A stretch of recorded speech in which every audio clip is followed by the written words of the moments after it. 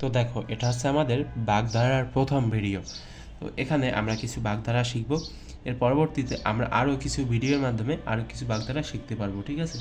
তো দেখো, অকুল পাথার মানে কি? মানে হচ্ছে তোমার কঠিন বিপদ। তো আমি যদি একটা উদাহরণ দেই, মনে করো যে ভর্তি পরীক্ষায় টিকতে না পেরে সজল অকুল পাথারে পড়লো, মানে কি? অনেক বিপদে পড়লো সজল, ঠিক আছে? তো এরকম একটা উদাহরণ দেওয়া যায়। এরপরে দেখো কী লেখা আছে যে অরণ্যের রোদন মানে নিষ্ফল আবেদন। তো আমি একটা উদাহরণ দিই।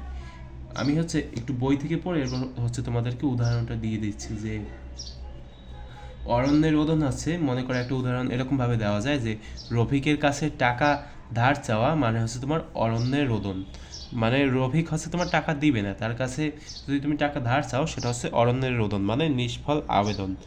তো এরপর হচ্ছে তোমার অক্কা পাওয়া মানে মরে যাওয়া। এটা তো সাধারণ বিষয়, এটা তো বুঝতেই পারো, এই বিষয়ে কোনো উদাহরণ দেওয়ার কোনো দরকার নেই।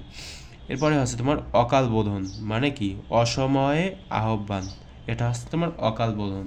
তো আমরা যদি একটা উদাহরণ দেই তাহলে এরকম দেওয়া যায় যে হেমন্তে কাঁঠাল, এ যে দেখছি অকাল বোধন, মানে হেমন্তে আবার কিসের কাঁঠাল?